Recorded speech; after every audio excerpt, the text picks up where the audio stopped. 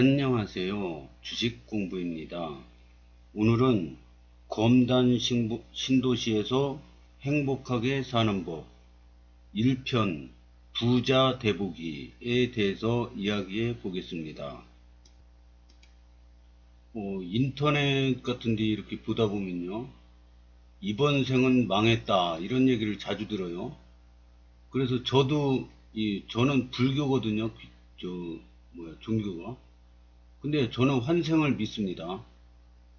안 믿는 사람도 있고 그거 죽어봐야 하는데 누가 알겠습니까?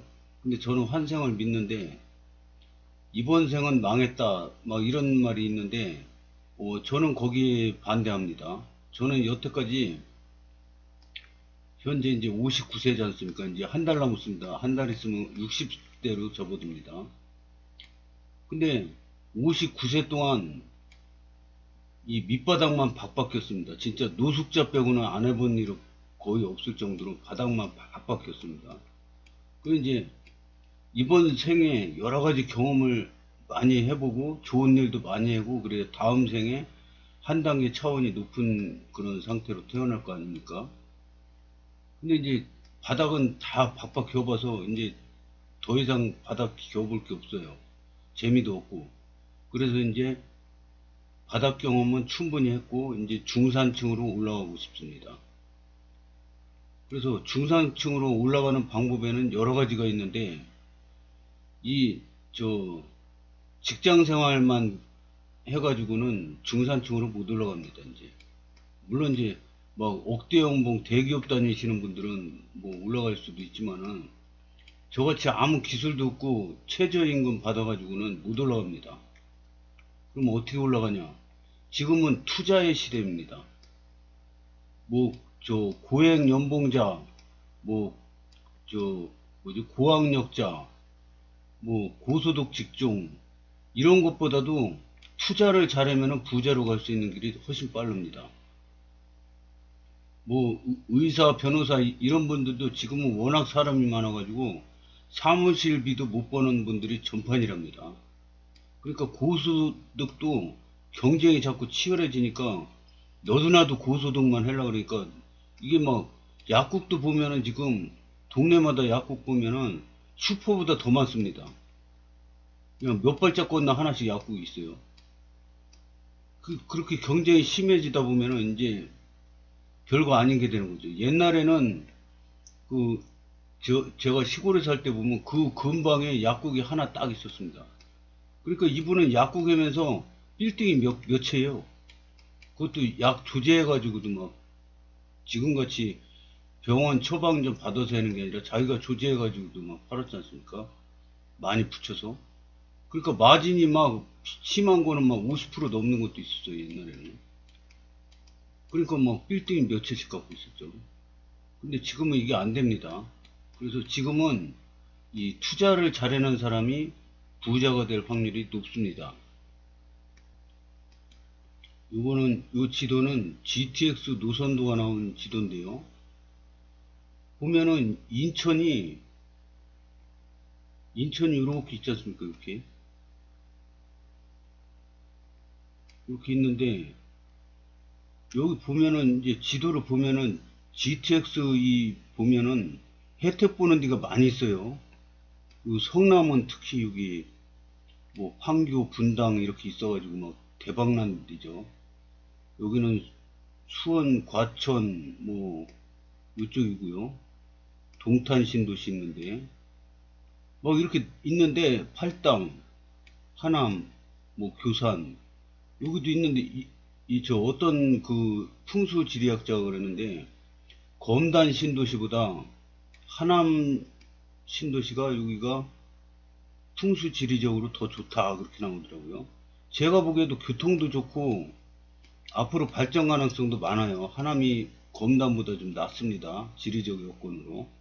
하지만 이런 것들은 하나하나 떨어져 있어요. 다 이렇게 의정부 뭐 이런 데 하나씩 떨어져 있어요. 떨어져 있는데 이렇게 무대기로 개발되는 데는 여기가 처음입니다. 서울 이렇게 있는데 부천에도 이렇게 있죠. 부천에도 신도시가 자꾸 생기지 않습니까? 부천 대장 신도시도 있고 그 다음에 계양 신도시 있죠. 여기 저 검단 신도시, 여기 이렇게 저기 김포 한강 신도시가 있는데 여기 또 컴팩트 시티 이렇게 만들어진다 그러죠. 이 김포시가 저 인구 증가율 1위였었는데 지금은 이제 검단 신도시로 또 바톤이 바뀌었습니다. 그 다음에 또 여기 검단 신도시 다 들어오면 또 이제 요 컴팩트 시티 또 들어오죠. 이렇게 막 무대기로 뭉쳐 있습니다. 거기다가 계양 신도시, 대장 신도시, 여기 부천에도 또 신도시가 몇 개 있죠. 그 다음에 강만 건너면 일산 신도시, 킨텍스 여기 막 개발되죠. 창릉 신도시, 뭐 자꾸 저 신도시가 막 떼거지로 생깁니다. 여기 요 조금 내려가면 또 저 뭐지, 청라 신도시, 그 다음에 영종 신도시, 영종도 김포 인천공항이 또 있죠. 여기 김포공항 있죠. 그 다음에 송도 신도시, 여기 막 이렇게 막 떼거지로 몰려 있어요. 막 그 다음에 저 뭐야, 청라 신도시 옆에 또 루원시티라고 또 신도시보다 더 큰 것 같아요. 어떻게 보면 뭐 그냥 엄청나게 개발이 됩니다.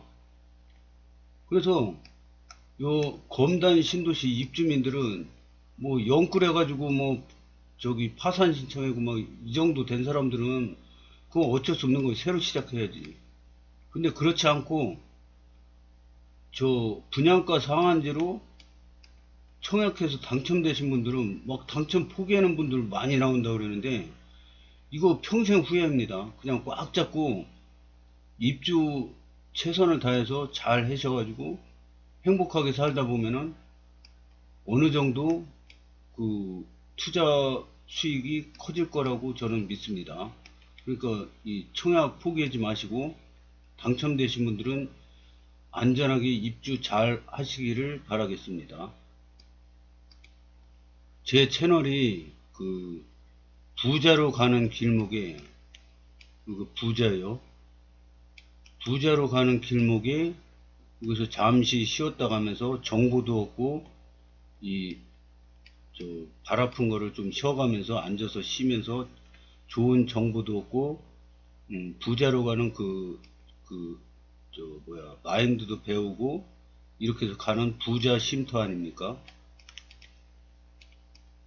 그래서 부자로 가는 정보 이런 게 가장 많이 접할 수 있는 게 이 책입니다. 책.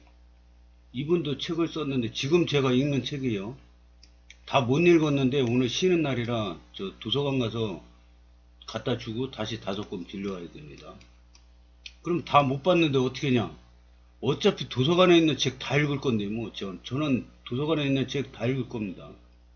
근데 뭐 저 못 보고 도로 갖다 주면 잠시 맡겨놓고 또 갖고 올 건데 뭐.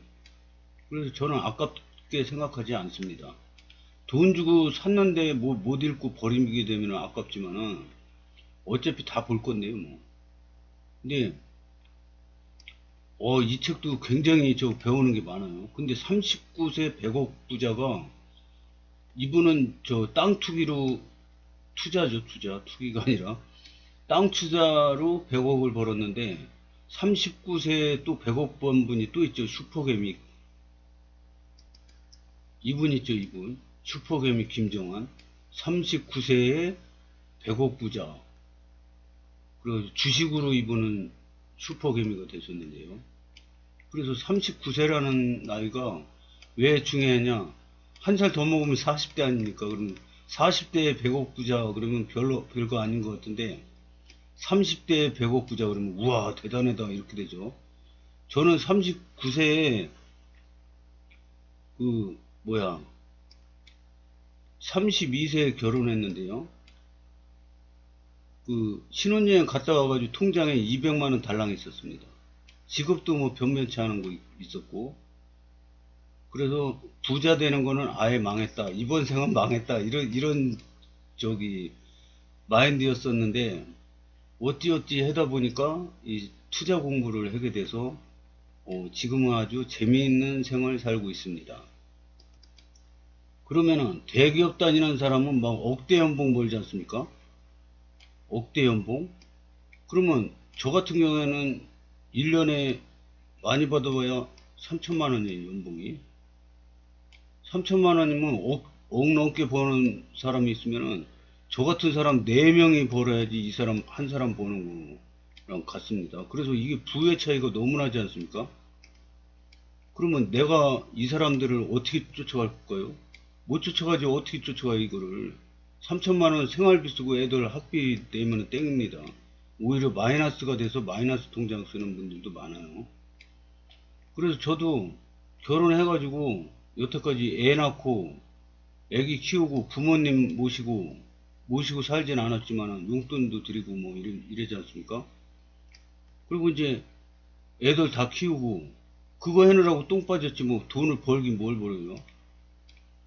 근데 이제 이 억대 연봉 버는 사람들은 이 생활비 쓰고 남는 걸로 저축해서 종잣돈 모아서 부자가 되는 게 훨씬 빠르지 않습니까? 근데 상식적으로 생각하면 그런데 이 투자에 눈을 뜨지 못하면은 대기업이고 뭐고 필요 없습니다. 지금은 투자의 시대라 투자에 눈을 떠야 됩니다. 그러면 이게 카페에 올라온 글인데 한번 보겠습니다. 이 대기업 다니는 분인데 팀이 한 40명 정도 되는데 반이 지금 막 그 부동산 투자 잘못해가지고 완전히 헤매고 있다는 얘기입니다. 젊은 애들은 돈을 못 모았는데 30대 후반 40대 직원들은 갭 투자 최소 한 채씩 두세 채씩 다 들고 있었음. 심하면 주말에 여수, 천안, 이딴 데까지 임장 간다고 설치고 진짜 전국을 미쳐 돌아갔는데 문제는 걔네들 중에 고점 정리한 애들 없고 다 처물렸음. 드드드. 어제 아는 형이 와이프랑 합산 월 실수령 1200이 넘는데 저녁에 배달할까 고민하더라. 이것도 자기가 주특기가 있는데 직장 잘 다니는데 1200이나 버는데 이거 배달이 얼마나 위험한지 아십니까? 오토바이 하나 생기면 과부 하나 넣는다고 그럽니다. 옛말에. 오토바이 이거 굉장히 위험합니다. 근데 이거 이렇게 고액 연봉자가 이런 것까지 할 고민을 한다는 거는 투자를 잘못했다는 거죠. 1년 전 주문한 제네시스 다음 달 나오는데 취소했다고. 자세한 말은 안 하지만 갭2 때문에 많이 쪼달리는 듯. 진짜 다들 제정신 아니었다. 21년에 이거 맞음? 19년도 이전에는 삼성 H1 게이트 주차장 외제차 거의 없었는데 21년도 되면서부터 갖가지 외제차들 즐비하고 부동산 안 하면 병신 취급당했음. 책임 수석이라 해봤자 PS P1 빼면 월 4,500달러인데 대단한 자산가들 납친 것처럼 펑펑 질러댔지. 이거는 뭐 삼성, 현대 이런 건가 봅니다. 계약 연봉은 4,800, 5,040, 합계가 8,270, 1억 34만 이렇게 되나 봅니다. 와, 대단합니다. 그래서 저같이 연봉 3천은 쳐다도 보지 못할 그런 금액입니다. 하지만 이런 분들 못 따라간다고 좌절할 건 없습니다. 저는 연봉 3천이지만 이분들 따라 마실 자신은 없지만 한번 시도는 해볼 용기는 있습니다. 이게 삼성이랑 하이닉스인데 이게 얘네 둘만의 사례일 것 같냐? 막말로 2030들은 부모론 받는 거 아닌 이상 갭 투기 하기 힘들었고 대부분 40대 이상이었지. 영끌 대부분은 2030이라 몰더라. 30대 초반까지만 해도 주식이나 코인 했지 영끌할 돈은 없었는데 정신병자들이 지들이 처물리고 정센 승리함. 2030 애들이 뭔 돈이 있어서 집을 샀겠냐. 영끌 대부분은 40대 이상이야. 걔들 경제력도 제일 빵빵하고 은행 대출 현황 연령대를 보면 죄다 40, 50, 60대에 쏠려 있더라. 아는 형님 올해 초에 조정받은 거 샀다가 물렸다. 그때 뜯어 말렸는데 가끔씩 더 미친듯이 뜯어 말릴 걸 생각함. 2030 주가 영끌한 게 아니라 30 중반 40이 영끌 주력이었음. 돈도 적당히 모았고 연봉도 꽤 올라갔고 30 중후 40이 뭐에 홀린 것처럼 이번 텀에 미친듯이 영끌하고 개 중에는 다주택 다 된 놈들도 꽤 있음. 나 대기업 다니긴 하는데 바로 옆팀 대리인가 7채, 과장이 4채, 팀장이 10채 보유. 일단 우리 본부 기준 40명, 2019년 이전 갭 투자한 사람 딱 1명, 자가 보유율 50% 미만. 2019년 이후 갭 투자한 사람이 7, 8명, 1등 10채, 2등 7채, 자가 보유율 90%, 미원 직원 빼고는 거의 전부 2019년, 2021년 집 샀음. 무슨 말이냐면 최근 3년 동안 경제적으로 조금이라도 여유가 되는 사람들은 늦게라도 다 샀음. 어찌된 게 3년 전에는 무주택자가 절반 이상이었는데 지금은 주변에 무주택자가 하나도 없다. 지금 거래가 없는 게 금리 인상이 핵심이기는 하지만 살 사람은 이미 다 샀다는 게 더 클지도 모름.